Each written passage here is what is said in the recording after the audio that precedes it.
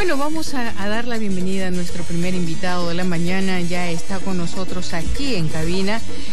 Y hoy vamos a hablar de cómo influyen las emociones en nuestra vida y en las decisiones que tomamos. Está con nosotros el director general del Instituto Nacional de Salud Mental y de Yonel Noguchi, a quien damos una cordialísima bienvenida a Radio Nacional. Gracias por estar aquí.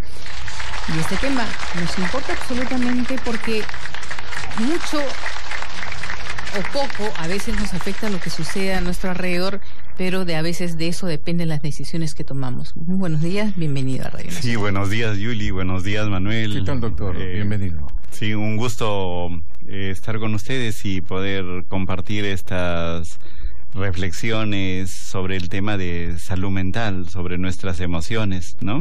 Las emociones en nuestra vida y en las decisiones que tomamos. ¿Cuál es la diferencia entre emoción y sentimiento?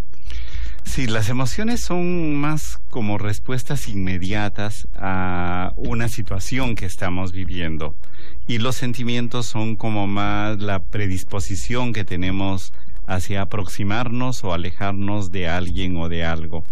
Entonces, por ejemplo, lo que estábamos hablando hace un rato, lo que ustedes estaban hablando, todos hemos pasado estas fiestas patrias. Se supone que hemos descansado de nuestras actividades cotidianas y entonces se supondría que todos nos hemos sentido como más relajados, más tranquilos, ¿no?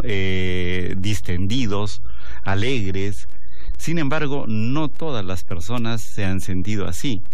O sea, aun cuando uno a veces está en una situación en que las condiciones estarían como para estar contento, muchas personas responden más bien al revés, o responden con una dificultad a ponerse contentos. O sea, el ponerse contentos es una capacidad, y esa capacidad es una capacidad que se va formando, que lo va formando nuestro cerebro. Entonces hay personas que no pueden alegrarse por más que las condiciones estén dadas.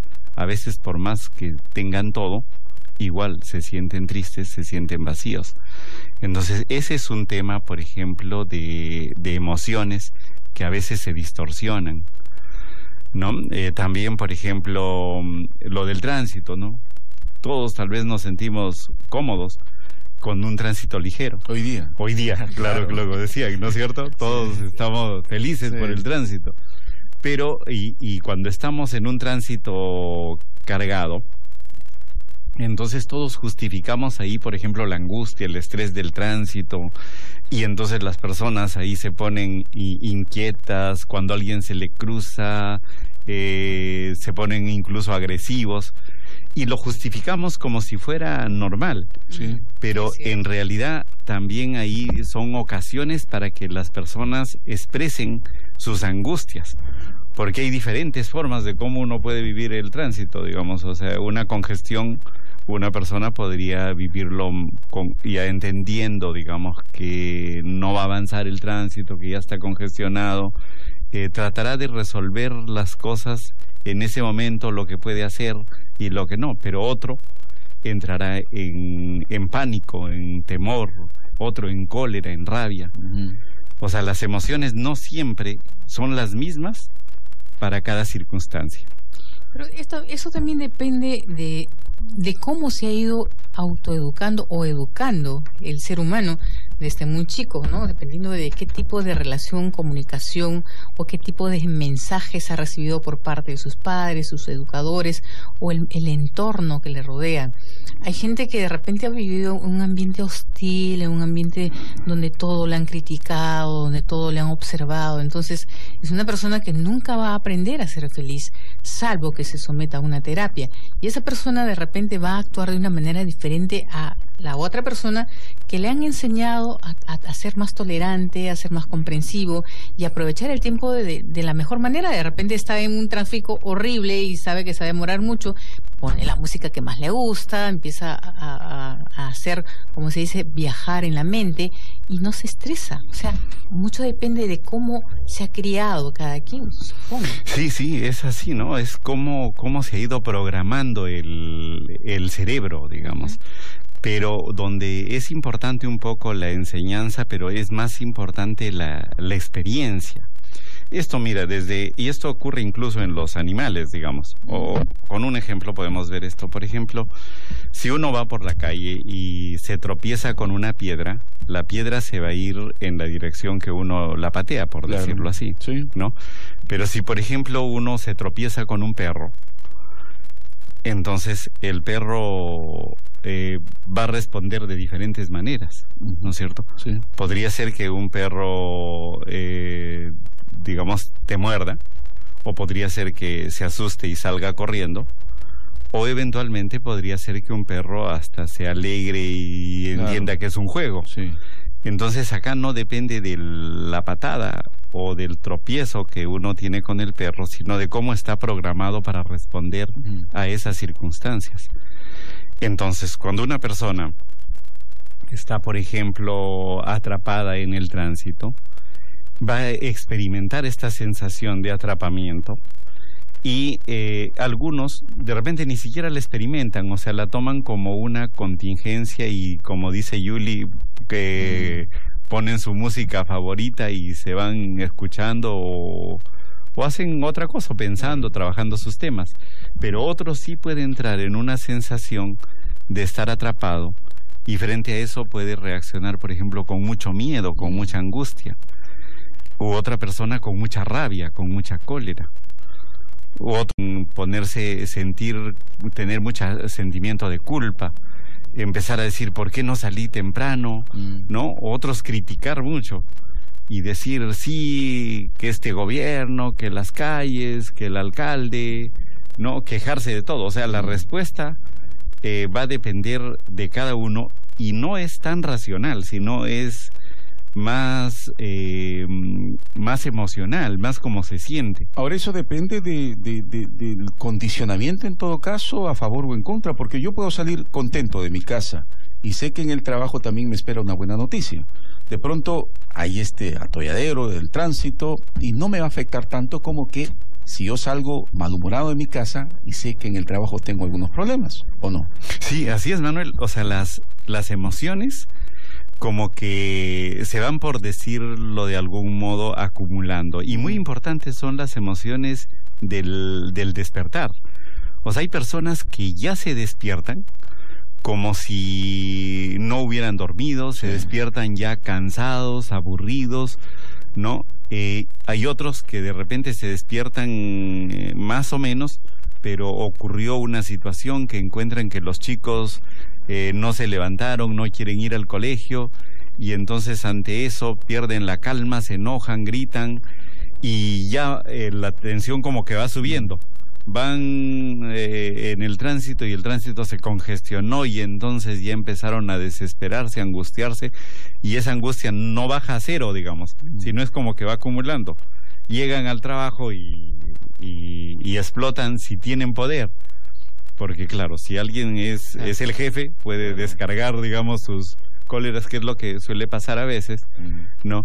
Y si no tiene con el cliente, con el usuario, con cualquiera que se tope, va a expresar un poco esta cólera. Entonces, las emociones se van también como acumulando. O sea, uno tiene que tener como ponerle atención a lo que va aconteciendo en nuestras emociones. A veces no le ponemos atención y de pronto estamos explotando en una situación cuando esa situación ha sido producto de acumulaciones o del día o de la historia, ¿no? Claro. Cuando hablamos de inteligencia emocional, de muchos se dice que no necesariamente aquellas personas que tienen un alto coeficiente intelectual son aquellas personas que tienen un éxito total en la vida, sino aquellas que han sabido gestionar y manejar sus emociones, porque han sabido de alguna manera llevarse mejor con el medio que los rodea, con el compañero, llegar más rápidamente de repente a un jefe, saber expresar lo que siente, lo que piensa, pero de manera moderada, pausada, sin herir ninguna susceptibilidad. Y de repente eso ha hecho de que esa persona maneje bien sus emociones y por ende pueda ganarse de repente un puestito más arriba.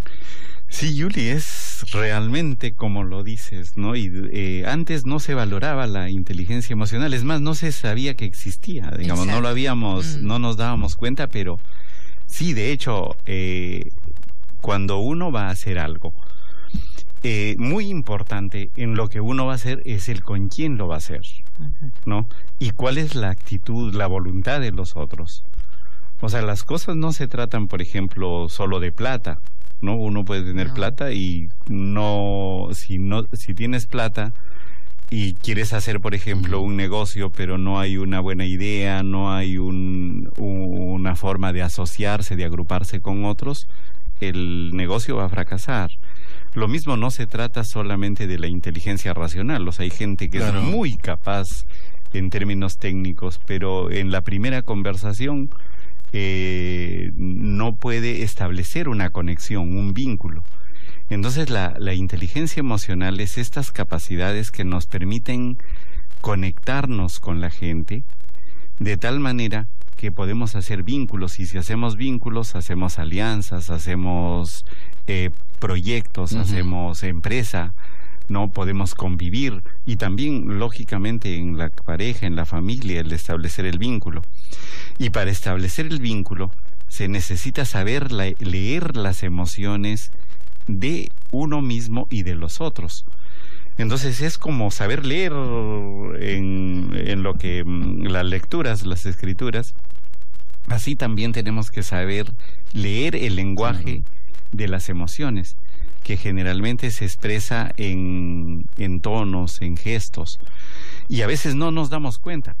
Y a veces, por ejemplo, hay una persona que nos está mirando feo, como decimos a veces, y como se dice hasta para los niños, y esa mirada le va como a uno mortificando, generando algo que ni se da cuenta, y después termina ansioso, termina fastidiado, ¿no?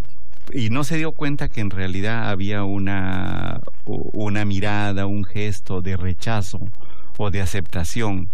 La gente, cuando nos contactamos el uno con el otro, o sea, emitimos señales de aproximación o de rechazo. Y con algunos nos da para construir un vínculo. Hay gente que nos cae del saque bien, ¿no? Sí, la primera impresión. La primera impresión, ¿no? Pero hay algunos que del saque también nos creen como chinchositos, ¿no? Y la química o la vibra, la mala vibra, la buena vibra, que dicen que también hay una energía que transmite uno hacia otra persona, ¿verdad? Sí, en términos de las neurociencias, de las ciencias de la salud mental, claro, no hay nada mágico, digamos, ¿no? Todo es realmente explicable, ¿no? Y tiene que ver entonces, por ejemplo, con la lectura de los gestos. O sea, su disposición, la disposición del alma, se refleja también en el rostro, en los gestos. Y esos pueden ser leídos por las otras personas. Hablamos también de una química de las emociones, o sea, las emociones no están puestas en el aire, digamos, ¿no? O sea, el cerebro las produce y hay una bioquímica de las emociones. O sea, hay una química del miedo, de la cólera. No es que realmente, digamos, haya como ocurre en los animales.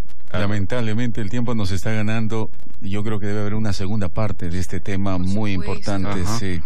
Es saber generar. Sí, ustedes me dan pista y yo me suelto en esto, porque en realidad hay un tema, es un tema muy importante para las personas. Una conversación con personas profesionales, capaces, preparados y con experiencia, para que la gente aprenda a manejar mejor sus emociones. Es el diario vivir lo que nos va a hacer felices o infelices. Sí, desarrollar esa inteligencia emocional que decías, Yuli. Eso la inteligencia no viene de la nada. Se practica, se entrena. Se desarrolla, exacto. Y eso en nuestro país todavía no le estamos dando la importancia que tiene. Yo les felicito por tocar este tema, y estamos a disposición en el Instituto Nacional de Salud Mental. Hay profesionales, psicólogos, psiquiatras, enfermeras especializadas, trabajadores sociales, que estamos trabajando este campo de las emociones ¿no? Y entonces, con gusto de apoyar y de participar en programas como este. Muchas gracias. Gracias a usted, gracias, doctor Manuel. Gracias, doctor Humberto Gracias Castillo. a usted, director general del Instituto Nacional de Salud Mental. Gracias por estar con nosotros. Quisiera sentir, quisiera ser de piedra.